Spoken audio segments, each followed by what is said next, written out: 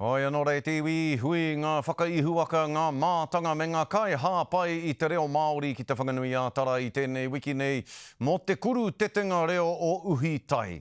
Ko te kōrero i pue ake, ahakoa ngā tāmitanga ki te reo i raro i tēnei ka wanatanga kei te ora tonu ia. I reira Anastasia Manza o te Ao Māori News. Ko ngā toa o te reo Māori, te raupi mai ki konei ki te papa tongarewa. Arā, ko ngā pakihi, ko ngā ratunga kaha ki te whakarauora i te reo Māori. It's what separates us from the rest of the world, and I think it's a real tonga that needs to be cherished. Nō te tau 2018 i whakarewaina ai e Pix Peanut Butter ngā tohu reo Māori ki o rātou rawa, ā nā tēnei i tū ai ngā pihi o ētahi. We had a bit of pushback originally when I started talking about tikanga a long time ago at the factory. People said, oh, what is this? We don't understand what this is, you know. But it's getting more and more, and we do that. E ai ki te toi hau o Poitara Whiti Pokapū, ka noho mātā mua te reo Māori i te kapa Central Pulse. Ka mutu e whakanuia e rātou te ekenga ki te tau o te tūhonotanga o te kapa ki te wānanga o Raukawa. Nā ko nā i tangata whenua ai te reo i te papa tākoro i waho ake hoki.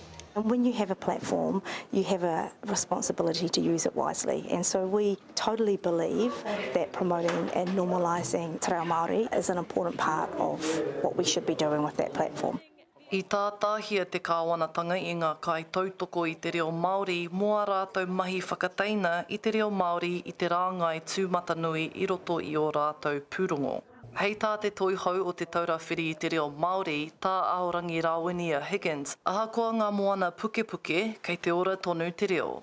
E mārama pai ana ki a rātou, tērā ao pakihi, hea te tino iho, hea te tino kaupapa, hei whakatairanga i a rātou ake mahi. Nō reira, kua kite e rātou, ko te reo Māori tērā.